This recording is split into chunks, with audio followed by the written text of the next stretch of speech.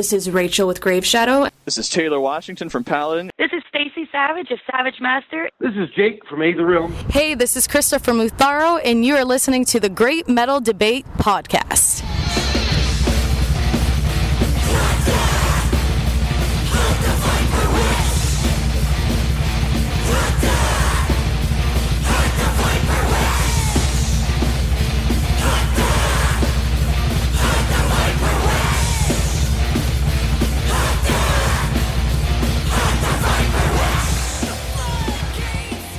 The podcast returns with another amazing metal artist interview. Today I have Danica and Jason from Viperwitch. Guys, thank you so much for coming on the Great Metal Debate. Oh, thank you so much for having us. Thank you. So we're here in Denver for Mile High Power Fest. Last year, you guys were winners in the Battle of the Bands for the opportunity to play on tonight's bill. If you don't mind, take me back to that night. I was there. It was an impassioned performance that led to you guys playing today. It was wild. So we hadn't done a Battle of the Bands, I think, as a band since the USA Vakin battle. Yeah, back in like 2018, 19. So obviously, like, nerves are high. I have anxiety, so I'm always a ball of nerves. But I think it was more so like we just wanted to put on a really good show because so many of our friends were there, right, and a lot of our friends hadn't seen us yet because at that point we were playing a lot of out-of-state gigs. So it was like, oh shit, our family and our friends are here. Okay, we absolutely cannot fuck this up. So it was more so nervous about that. It was really great being able to actually play with our friends, right? So everybody we competed with were all, good friends or close friends. So that was really exciting. But I think the most interesting part of that night was when we got into Wild Child and there was a gentleman up front and obviously we're blinded by the lights. And I see this guy kind of wave like, hey, can I come up? And I was like, fuck yeah, that's rock and roll. Okay, whatever. So you guys didn't know JP when he did that? No. Because I knew him from Traveler. Like, I knew who that was jumping up. I assumed that was prearranged. No.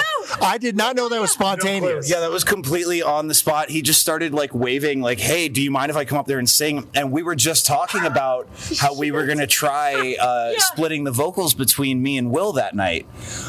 So instead of Danica singing Wild Child after singing the whole set, we were going to give her a break. So Will and I had like sat there and we hammered out which parts we were going to do, and we have this whole bit for the song prepared. And right at the very beginning, JP just walks up to the front of the stage, and like she said, we have no idea who this is. We can't see anything because the lights are like right in your face.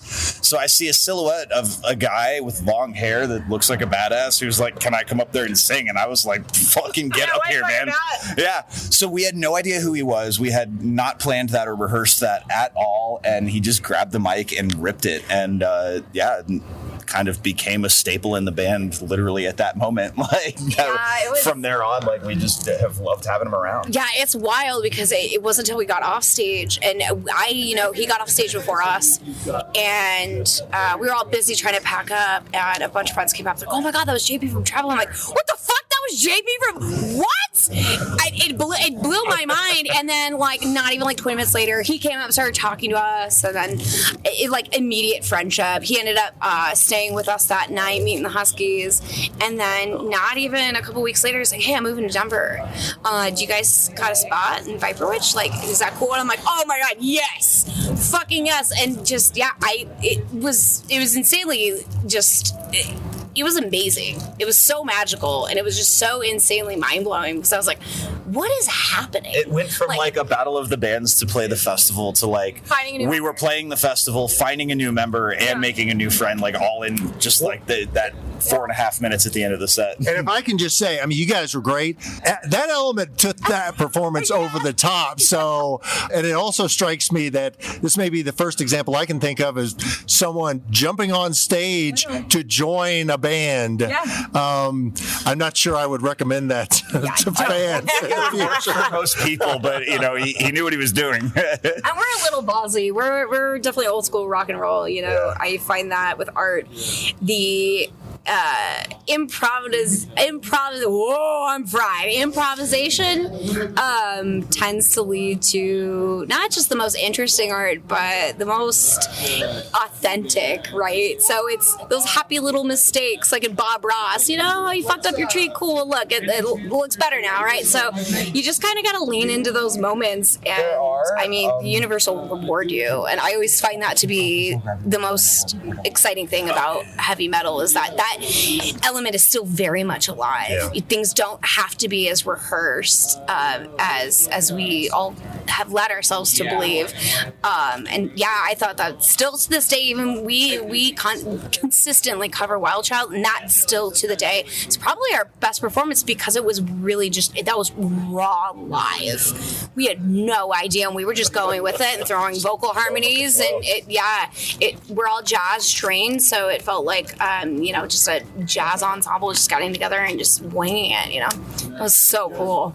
That's like the best of both worlds. Yeah. A band that's really prepared and understands their craft, but also open to whatever happens. Yeah. Oh yeah, I've in my now 22 years of being a musician, if there's one thing I've learned that I have the most fun with when it comes to this kind of stuff, it's knowing what I'm doing, but knowing what I'm doing well enough to where I can just always shoot from the hip, because you get the most magical results that way. I mean, even the way that I joined Viperwitch was like, she had a show booked and needed a bass player immediately, and I was like, well, here, I got you. I was already producing the band, we were already dating. I was like, what, how hard could it possibly be to step in for a single show? And I just remember by the time I walked off the stage that night, I just kind of looked at her. I was like, yeah, so I kind of don't want you to replace me. I kind of just want to keep doing it. Replace him right now. No. So that's a good segue. My next question was going to be if you could give us a thumbnail sketch of how the band came to be. Yeah, so this specific lineup was literally shooting off the hip. It's really interesting how this all happened. So Jay was the first member to really kind of step up and be like, hey, I want to do this.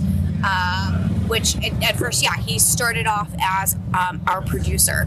We had worked together at Guitar Center. I was a manager. We were really good friends. And I'd seen his production work, and I was like, man, I really want to add synth elements. I want to really learn how to start producing as well as writing all kinds of movie scores, right? And doing dialogues. He's like, oh, I can help you. And then all of a sudden, I need a bassist. I got a show booked. And I don't really have a lineup. So I'm just reaching out at that point to friends to fill in on a second lead guitar.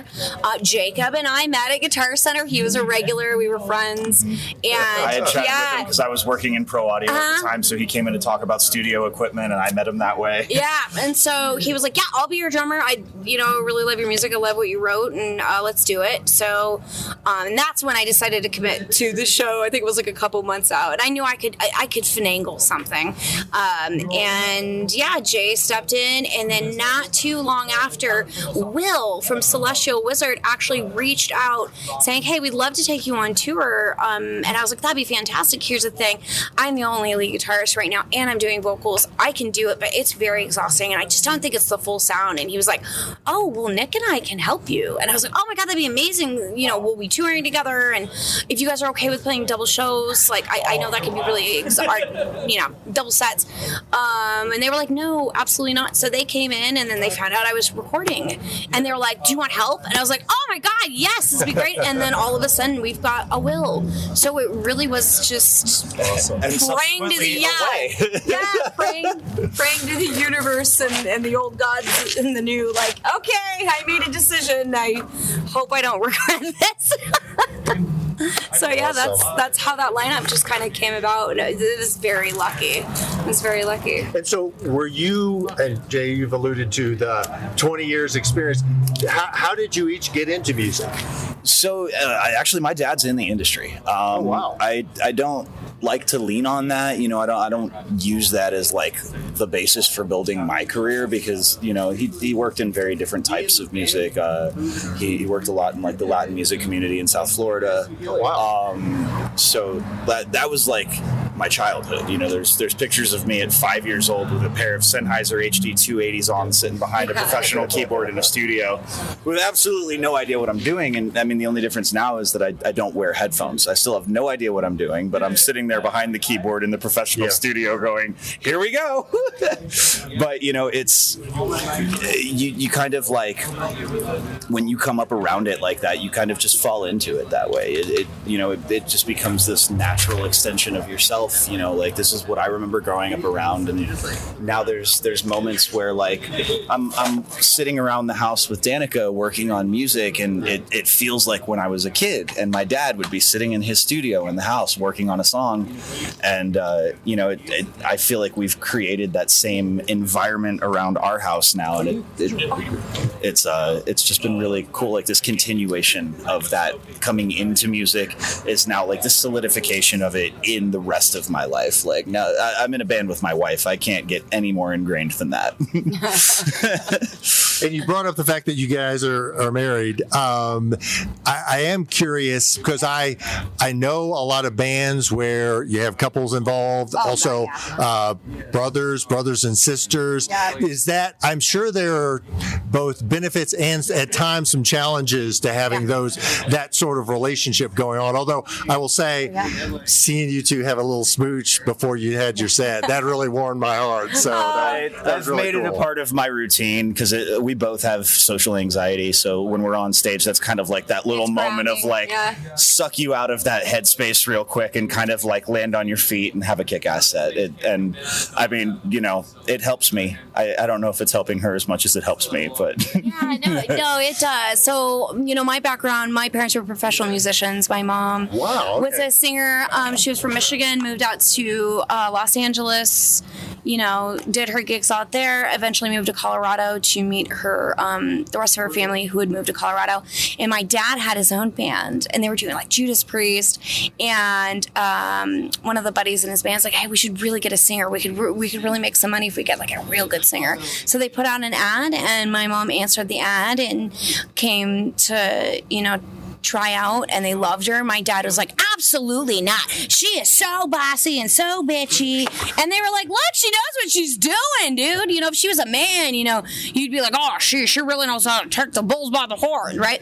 But, and then, you know, tying into us, I ended up happening, and they ended up getting married, and then they continued the band. So I grew up, you know, upstairs from their band practices. My dad's best friend was Bruce Clay, who did Rare Bird Guitars, worked with ZZ Top, and I was having, you know, my diapers changed on a workbench, and my dad and I still build guitars together. The hammer I was playing on tonight, we build that together. So yeah. So with that being said, you know, having, you know, relationships, you really have to have a very specific relationship to be able to do this successfully, and it is 100% rooted in respect and friendship. I think those are the two most important pillars. If you don't have those, it can get really it can get messy, and always, you know, damaging the relationships, damaging the bands. But I think, fortunately, and, you know, not speaking to the future, but, you know, for as long as we've been together, for about 6-7 years, and doing the band for about that long now, almost that long, you know, the things that we struggle with is what most bands actually struggle with, because when we're in this space together, we see each other as musicians, we see each other as friends, and we want to make sure not only is the band okay, but are you okay? And you know, and then he's like, are you all right? So, you know, we're emotionally taking care of each other, and the troubles that come with a band like ours, and our biggest troubles is finances. We do everything on our own. The banners we had up tonight, you know, we built all last night with scrap money, and when you're not financed and backed, you're going to run into a lot of issues. And, you know, like any couple would fight over finances, any family member would fight over finances, but we understand that it's a business, and we're just trying to keep it afloat, and we're doing everything that we can, and some things are out of our means, and we just have to be patient with it. And then on top of that, we have so many ideas, it's hard for us to execute on our own. So, you know, we have to hire hire people, and a lot of people are doing it volunteer, or we're bartering things, taking care of them while we're on the road. But it's the stress of we don't have the support that we really do need, and I think that's where not tensions rise, but where I could see it damaging a relationship. Absolutely, but for us, but for us, finances tying into both the band and the relationship can absolutely be damaging. But like you said, we treat it as that's my best friend, not that's my partner. And we're gonna get through this. We're a blue collar American band. We don't make a lot of money, so. And beyond that, I want to mention. I mean, last year I remember seeing you up on stage, moving around, equipment, volunteering. Last night, Jason, you were there at the Battle of the Bands. You were running the board, doing the lights. Like you guys, despite you guys having your own resource issues, you all are giving back and contributing to the community. Yeah, our community is incredibly important because that's the only reason we exist. Like really, especially coming from a Colorado band where we're kind of out of the pocket of what's popular, and I don't think trad metal has ever been popular here. I'm a native. I've never seen it be popular. It goes against the grain. Not a lot of people like it, and that's okay. But because of the community that has chosen us as friends, we see it as a duty. And as a heathen myself, I find it really important that, gift for a gift, and not that, you have to give me something for me to give something to you. It's just, I am able to do this because of these people. That is the only reason I can do it. Sure is not fucking finances. It's not a label. It's nothing other than these people do a lot. And it's important, especially in my position and how I was raised, to give back to the communities that love and accept you for who you are. And being a woman in music, it is very rough. It can get really, really difficult, but these people have made it doable. And so for me, it's like it's an honor thing. I have to lay my sword for them. And even some people, we don't, there are people we don't know, and they'll reach out going, hey, could you step in? Could you fill in for guitar? Could you be on our record? Could you help me run a show? Could you do sound? Could you build me a guitar? And immediately we're always going to say yes, because that's just how we function. We're very giving people. And I think that's why him and I work really well. There's no take or give and take. It's literally, we're just givers. And with our community, it's it also can sink if there's not enough givers out there. So we just make sure we're doing the right thing and we're leading by example. I think you guys are probably doing yourselves a favor by giving back. Like that's probably feeding into your own sense of success. It keeps us busy, and it's great because this is what we love doing. This is what Jay's great at this. I don't know if I'm good at it, but I love doing it. No, you're fantastic at it. Don't sell yourself short. You're fantastic at it. Yeah, like you'll catch me sometimes on a random Saturday night behind the soundboard at Black Sky Brewery. Who helped sponsor the festival today. I'll run their soundboard. I love being able to be a part of the community. And if there wasn't, some guy at a small venue running a soundboard on a volunteer gig that night, maybe my band wouldn't have had a show when we were first coming up, when I was in high school and I was playing in bands then, so it's like, I love when I'm able to be the guy that's sitting behind the board that gives those, 19-year-old kids the best first show that they could have asked for, I love being able to give that back because it was given to me, It's important when you're forging a path, especially a path that is not taken. It is so incredibly important that you are also guiding others. You're the one with the lantern, right? So it's important that you're not hoarding it for yourself, that you're also guiding others that are looking up to you, that want to take the same footsteps, or maybe another divergent path to help them as well, because it sucks doing it on your own. We know how shitty it is being on your own and not having a lot of guidance, and we don't want people to have to go through the music industry with their passions, left to rot, right? So it's important to us to be able to carry them through these paths and help them grow, because that's just morally right. I could talk to you all about this topic forever. But let's jump on and talk about your debut album, Witch Hunt, Road to Vengeance, released just this past year. I have my own thoughts, but from your perspective, what was the vision for this album? So I came up with it in about 2014. Alongside, I was trying to write like a graphic novel, comic book with it, or even a movie. I don't know what the fuck. I just write characters. I'm weird. For this, I really wanted to meld the world of traditional heavy metal and synth wave, right, or retro wave, just because those are honestly my two favorite genres, and I hadn't seen it really done. And the hilarious part is I had no fucking clue how to write synth wave or retro wave, but I wanted to learn, right? And being ADHD and autistic, I'm one of those people that's like, I have no idea how to ride or drive a fire engine truck, but I'm gonna go learn tomorrow, right? I might burn out on it, but we'll see. And the biggest thing was like, when we think about a lot of those movies, I grew up on all of those movies. So like Mad Max, Big Trouble Little China, right? Blade Runner. The Blade Runner is a big one for me. That was me and my dad's film. And being able to bring in the movie elements as well as, synth pop at the time was big, as well as the moodiness. And traditional heavy metal was just something that I felt like a passion. Like I had to just see if I could do it and see if I could pull it off. And I think it came together pretty well. There are a lot of things I look back and, I could have done that different. But I think the vision for me, I think I 100% committed to it and 100% nailed it for what I was doing. And these guys fully made it come alive, right? They're the ones really pushing me to not give up on it. No, we gotta add synth. Danica, you gotta do this. No, do the dialogue, right? Because I'm always second guessing. I have a lot of imposter syndrome. So they're really the reason I kept going. They really were my Samwise Gamgee, right? So, but yeah, that's just kind of what I was going for. And I just wanted to bring life to something that I didn't think had been really done yet.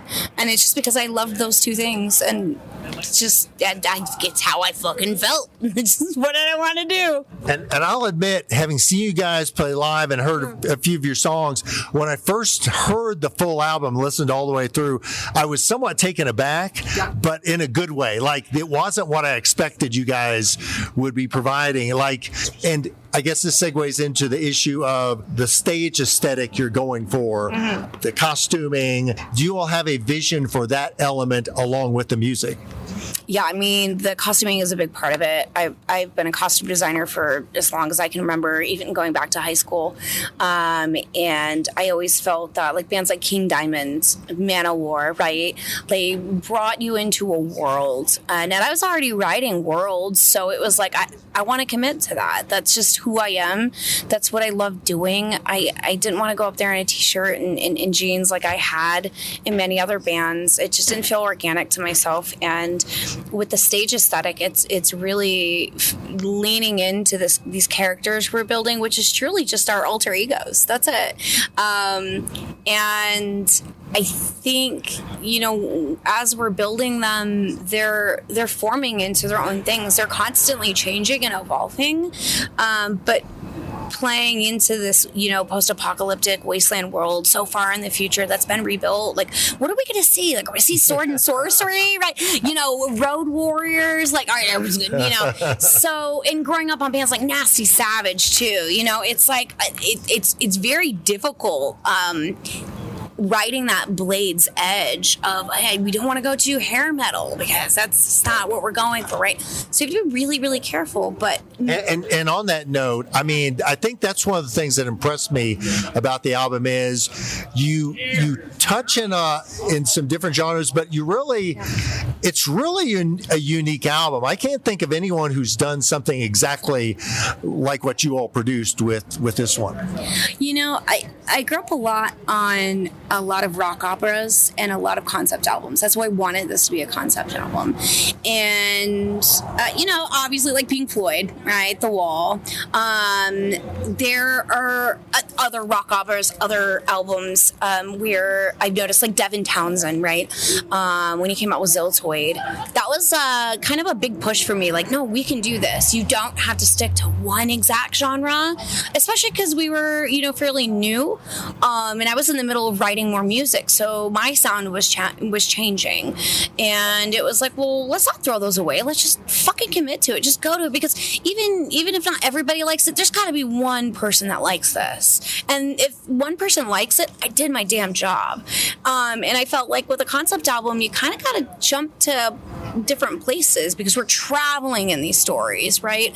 We're not just staying in one space. So being able to kind of add, these songs into the album and not be ashamed of them or mad, like, oh, it's just not enough speed metal, right? But that also pushes us for, our second and third albums. Like, I do want to do more sleazy. I do want to do more speed metal, right? That gives us more to write with. But yeah, having all these different genres was just, it was fun. It was really, really fun. And it's a really great first album for us because it really exemplifies where we started and where we're going and what we could possibly do. But it makes me nervous because I'm like, oh shit, what do people even want from us? There's too much to pick from. We fucked up. I want to talk about a few of the tracks. I really like The Huntress, which you guys performed this evening, which I was super stoked about. Okay. That line, Run Rabbit Run, that gets me every time because I get through the chorus and then that kicks in, and it's just so, it's a little tongue-in-cheek, but it's also kind of not. Like, tell me a little bit about the writing process behind that one. Yeah, so I essentially wrote that. I did a lot of Native American studies, right? So working with a lot of tribes that were on the verge of losing a lot of their culture because they're losing their languages. I was a linguist, to be a little bit more clear here. And this song was more so about, yes, it's about Lynx and the tribe that she was raised in that storyline, but more so it's about the massacre and the slaughter and the colonization of a lot of U.S. native colonies. And the Run Rabbit Run, for me, essentially reminds me, for me, it reminds me of the white oligarchy, right? The ones up top making all these decisions to massacre and take lands for themselves, right? So for me, it was like Run Rabbit Run in the story is Lynx hunting down these lead cult members in the Silver Tower level by level, and they're all just a bunch of old white men, right? So they reminded me of just white rabbits, and that's just kind of where we got the idea, but it does play into a little bit more of a like fae and folklore as well. So I could talk about that for hours, but that's where I was writing from is, you made us run for so long, now it's your turn to be the prey. We are no longer the prey, we are the predator. And what better than a rabbit, right? So, yeah. There's a lot more to that song than I even realized, so that's so cool to hear. Another of my faves is that instrumental, Vapor City Blood. I can't read the whole title. I know it, but Vapor City Silver Tower. Yeah.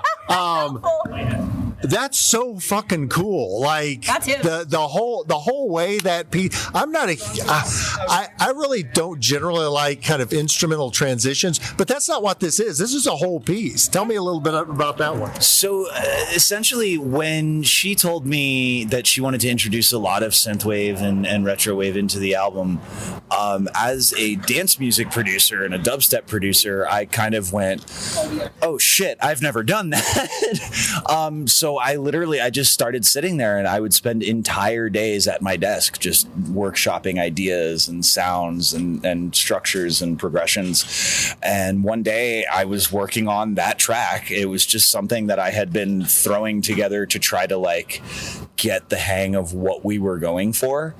And she just walks in and goes, oh my God, what is this? This is awesome. Yeah. And I was literally like maybe 45 minutes away and like one more bad snare sound from trashing the entire session.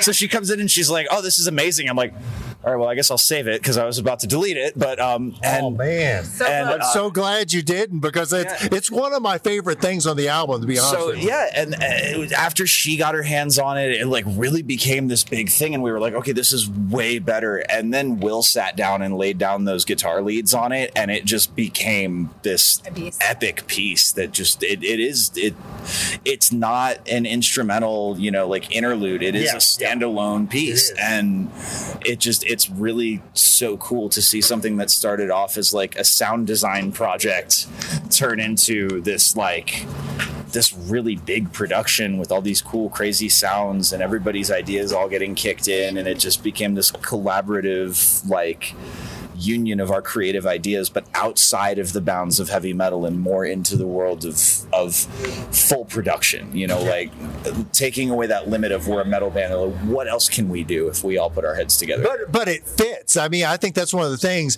It fits so seamlessly with the rest of the album. It flows. Well, and I think when I write music or when I hear music, my brain does this thing where I travel somewhere, right? I'm very imaginative.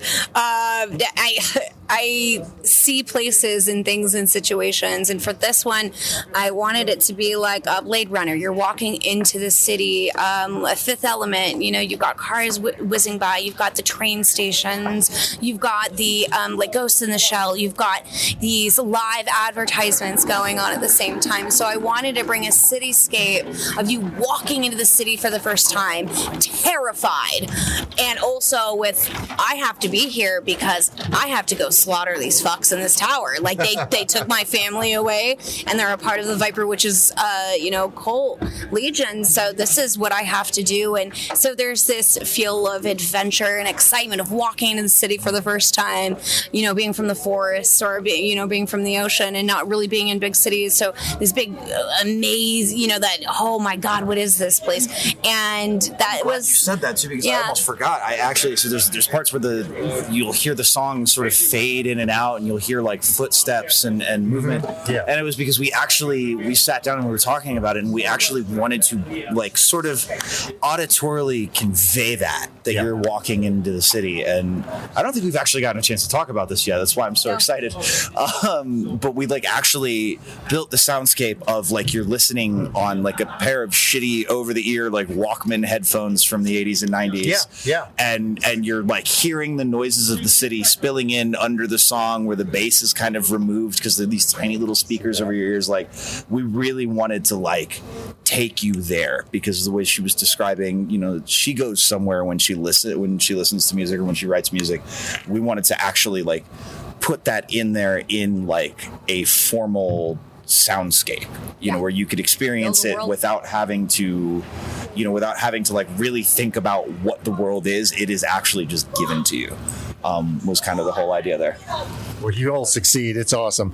One more track I'll talk about, and that is She Wolves of the Wasteland, which you guys introduced, I think rightly, as like, this is the one that everyone wants. I mean, it's obviously a crowd favorite. Oh man, yeah, that song is, I get emotional when I sing it in practice, honestly.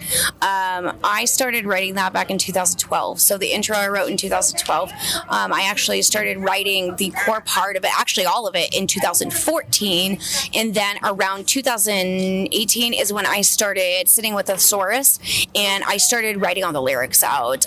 This takes me back to my childhood. It was my first stepping into the sleazy, dirty world of 80s rock and roll. TNT late night used to play, not softcore porn movies, but just kind of racy. And I remember being young and it came on and it was She Wolves of the Wasteland. So like Silk Shadows, is that one of them?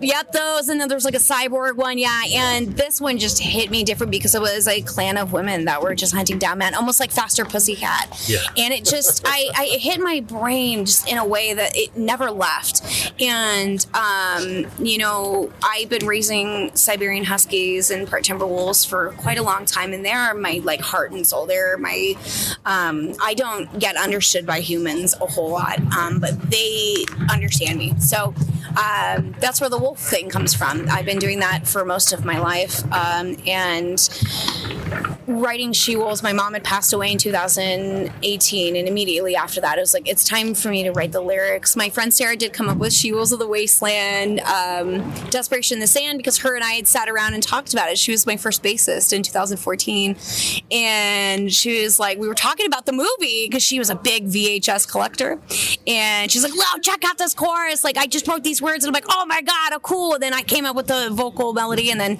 one thing led to another. My mom passed away, and that really just took me to a really dark place, and I was like, it's time to write all the lyrics. So I sat with the source and one of my other band members, and she just sat there, and I was like, tell me if this is good or not, and basically I'd write it, and she'd be like, that's awesome. And we finally finished it out, and it's probably one of the most important songs on the album, and probably of my career, the one I'm most proud of. And I have the original writing of it up on YouTube. I haven't taken it down.